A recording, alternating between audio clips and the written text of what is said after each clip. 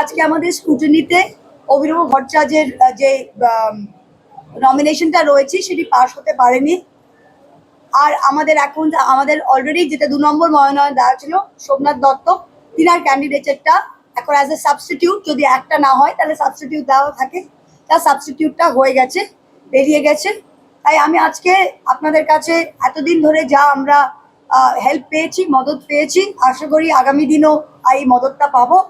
অভিনব আমাদের খুব ভালো প্রার্থী ছিল এবং দারুণ লড়াই করে উনি রিলে রেস হয় না যে প্রথমে দৌড়ে, অভিনব রিলে রেসের ফার্স্ট রানার ছিল এবং সে হাতে তৃণমূল কংগ্রেসের ঝান্ডা ব্যাটনটা নিয়ে দারুণ দৌড়ে একদম প্রায় শেষের দিকে এসে গেছে।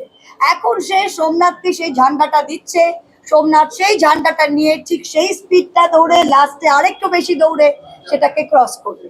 এটাই, the baton has been passed over. Mamata Banerjee সেদিন নাকাশিপাড়ায় এসে একটি কথা বলেছিলেন যে মমতা ব্যানার্জি প্রার্থী প্রত্যেকটা সিটে, কাকদ্বীপ থেকে কুচবিহার এবং কৃষ্ণনগরেও মমতা ব্যানার্জি প্রার্থী, এবং এটা সিম্বলের ভোট, এটা তৃণমূল কংগ্রেসের জোড়াফুলের ভোট। তাই আগামী দিনে যেরকম ভাবে প্রচার হচ্ছে, অভিনব প্রচারে থাকবে। সোমনাথ দত্ত আমাদের ক্যান্ডিডেট, অভিনব প্রচার করবে। আমাদের যেরকম টিম তৃণমূল কংগ্রেসের ভোটটা করছিল ঠিক তেমনি করবে। এবং কাম 4th মে এবার বহুদিন বাদে 2016 পরে 10 বছর পরে তৃণমূল কংগ্রেসের জোড়া ফুল 4 তারিখ মে কৃষ্ণগড়ে ফুটবে ফুটবে ফুটবে। এইটা আমি আপনাদের কাছে বলে গেলাম। কি কারণে মনোনয়নটা বাতিল হলো? এটা একটা টেকনিক্যাল কারণ ছিল, কারণ উনি ব্যবসায়ী, তো উনি প্লিজ একটু কথা বলবেন না সাহেব। উনি আসলে উনার গভর্নমেন্টের উনি কাজ করেন, অনেক কন্ট্রাক্টস করেন, তো ওটার বোধহয় যেটা রুল আছে যে আপনার কমপ্লিশন শেষ করার পর একটা ডিপোজিট পিরিয়ড থাকে। তো ওনার যদিও কাজ মোস্টলি শেষ হয়ে গেছে, তো ওই যে একটা পিরিয়ড থাকে, কোনো একটা কাজে 3 মাস, কোনো একটা কাজে 6 মাস, যার পরে ডিপোজিট পিরিয়ডটা ফিরিয়ে পায়। তো সেই সবগুলো কাজে সেই ডিপোজিট পিরিয়ডটা বোধহয় শেষ হয়নি কাজ শেষ হওয়ার পর। তো এই টেকনিক্যালিটিতে এটা একটা উনি কিন্তু নিজেই, উনি স্বঘোষিত, কোনোদিন লুকোয়নি, উনি স্বঘোষিত নিজের অ্যাফিডেভিটেই লিখে দিয়েছিল যে আমি এই কাজের সাথে যুক্ত। তো এটাতে কোনো এমন কিনা যে কোনো বিজেপি বিশাল ডিটেকটিভ কাজ করে গোয়েন্দা লাগিয়ে বার করেছে, উনি স্বঘোষিত এটা করেছিলেন, এটা কোনো নেই। আর এটা হতেই পারে, তিনি একজন ব্যবসায়ী। তা আমরা যেটা আমি বললাম, উনি এতদিন দৌড়ে ব্যাটনটা দিচ্ছেন, ও বাকিটা দেখ।